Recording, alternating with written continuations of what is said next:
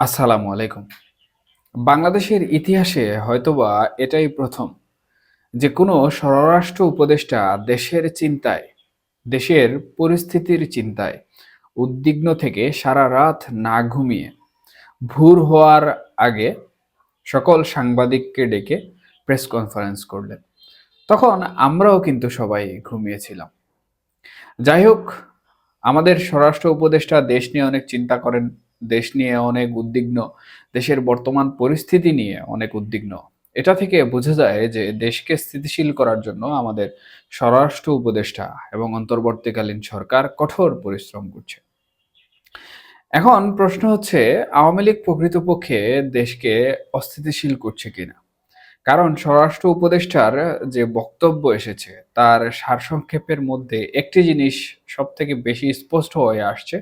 সেটি হচ্ছে আওয়ামী লীগের দূষরেরা সাধারণত দেশে বর্তমানে যে চুরি ডাকাতি ছিনতাই রাহাজানি অর্থাৎ নিরাপত্তাহীনতা বিষয়ক যে ঘটনাগুলো ঘটছে সেই সব কিছু ঘটাচ্ছে আওয়ামী লীগের দূষরেরা। দেখুন, এখানে আওয়ামী লীগকে দোষ দেয়া প্রকৃতপক্ষে আসলে বাংলাদেশের একটি ঐতিহাসিকগত প্রেক্ষাপট।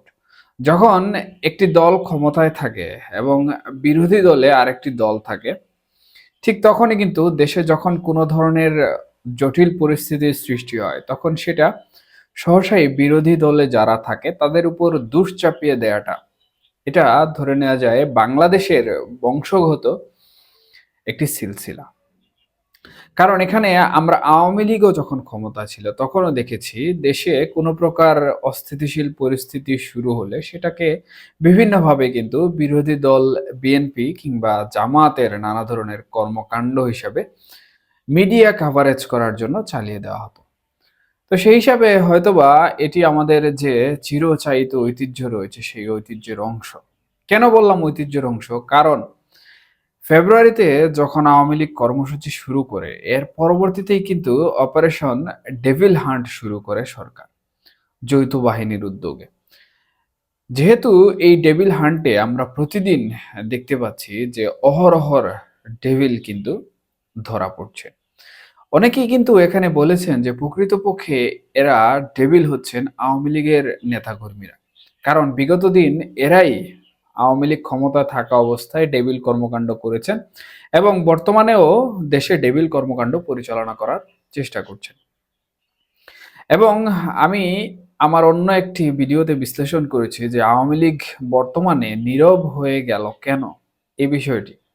সুতরাং আওয়ামী লীগের নীরবতা এবং অপারেশন ডেভিল হান্টে যে সকল আওয়ামী লীগের নেতাকর্মীদের ধরা হচ্ছে, অনেকে বিভিন্ন মামলার আসামিও নয়, তাদেরকেও কিন্তু ধরা হচ্ছে। এছাড়াও আরো বিভিন্ন ধরনের ক্রিমিনাল অ্যাক্টিভিটির সাথে জড়িত বিভিন্ন ডেভিলদের একই সাথে ধরা হচ্ছে। যেখানে আওয়ামী লীগ ডেভিল হান্ট অপারেশনের ভয়ে ভীত হয়ে সকল নেতাকর্মী যারা বিভিন্ন আন্দোলন কর্মসূচি পালন করার জন্য উৎসাহ উদ্দীপনা নিয়ে কাজ করতে চাচ্ছিল, তারাও কিন্তু এক প্রকার আত্মগোপনে চলে গিয়েছে। এমনকি অনেক নেতাকর্মী রয়েছেন যারা সাধারণত কোনো ধরনের কর্মকাণ্ড কর্মসূচির সাথে জড়িত নয় বা জড়িত থাকার উদ্দেশ্যও নয়, শুধুমাত্র জীবিকা নির্বাহের জন্য তাদের কর্মকাণ্ড পরিচালনা করার চেষ্টা করছিলেন। এদেরও বেশ কিছু অংশ এবং বড় অংশ কিন্তু এই অপারেশন ডেভিল হান্টের কারণে এবং প্রত্যেকটি এলাকায় অভিযান অভিযান যখন চলছে তার প্রেক্ষিতে তারাও কিন্তু আত্মগোপনে চলে গিয়েছেন।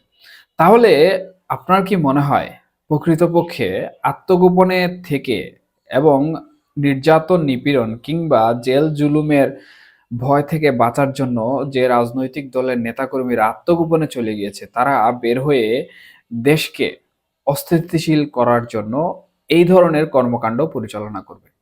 আমার কিন্তু কোনো বিশ্লেষণে, কোনো ইকুয়েশনে এই হিসাবটি মিলছে না প্রকৃতপক্ষে।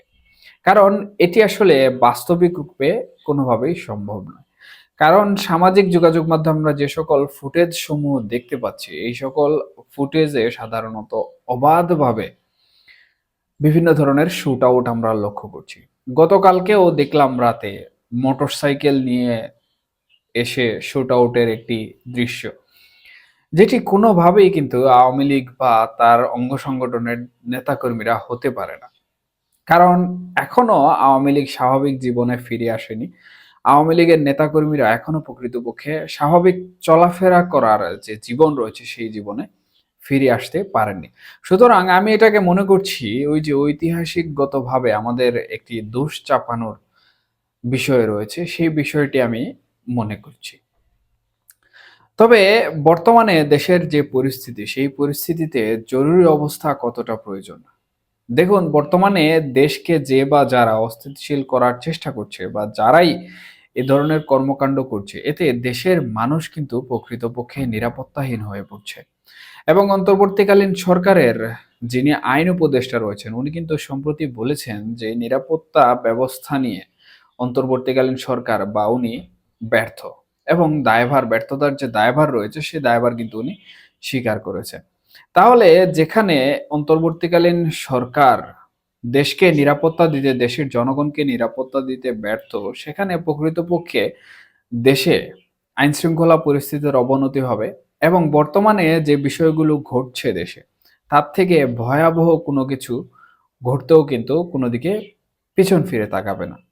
সুতরাং এমতাবস্থায় প্রকৃতপক্ষে আসলে রাষ্ট্রপতি অধ্যাদেশের মাধ্যমে যদি সেনা শাসন বা জরুরি অবস্থা জারি করা হয়, তাহলে হয়তোবা জনজীবনে কিছুটা বিঘ্ন আসবে, জনজীবনে জটিলতা তৈরি হবে। কিন্তু দেশে বর্তমান যে অস্থিতিশীল পরিস্থিতি চলছে, সেই অস্থিতিশীল পরিস্থিতি কিছুটা হলেও আমার মনে হয় যে স্থিতিশীল করা সম্ভব।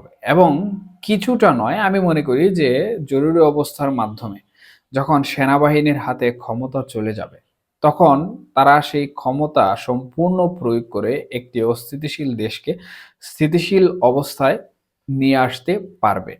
এবং এই দুটোর কোনোটি যদি বর্তমানে অন্তর্বর্তীকালীন সরকার কিংবা আমাদের রাষ্ট্রপতি যিনি রয়েছেন, উনারা সিদ্ধান্ত নিয়ে যদি বিষয়টি কঠোরভাবে দমন না করেন, তাহলে দেশ পরবর্তীতে আরো অস্থিতিশীল হয়ে যাবে।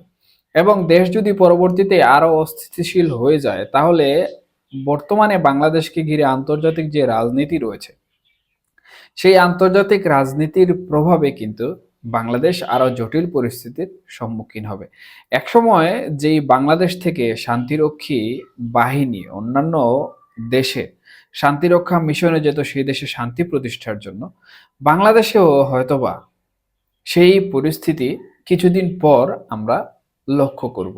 অন্য দেশের শান্তিরক্ষী বাহিনী এসে আমাদের দেশকে বা আমাদের দেশে শান্তি রক্ষার কাজে নিয়োজিত হয়ে যাবে। সুতরাং যেহেতু অন্তর্বর্তীকালীন সরকার বিভিন্নভাবে তাদের যে নিরাপত্তা দিতে ব্যর্থতার দায়ভার স্বীকার করেছেন এবং বাংলাদেশের যে বর্তমান পরিস্থিতি জটিলতা সৃষ্টি হয়েছে, সেই পরিস্থিতিকে সামাল দিতে সক্ষম হচ্ছেন না, তাহলে অন্তর্বর্তীকালীন সরকারের উচিত জরুরিভাবে বৈঠক ডেকে রাষ্ট্রপতি অধ্যাদেশের মাধ্যমে দেশে জরুরি অবস্থা জারি করা। এবং আমার মনে হয় জরুরি অবস্থার পাশাপাশি যদি সেনাবাহিনীর হাতে ক্ষমতা দিয়ে দেওয়া হয় এবং সেই সেনাবাহিনী যদি দেশকে স্থিতিশীল করার চেষ্টা করে এবং স্থিতিশীল করতে সক্ষম হয়, তাহলে দেশের মানুষের জন্য মঙ্গলজনক হবে।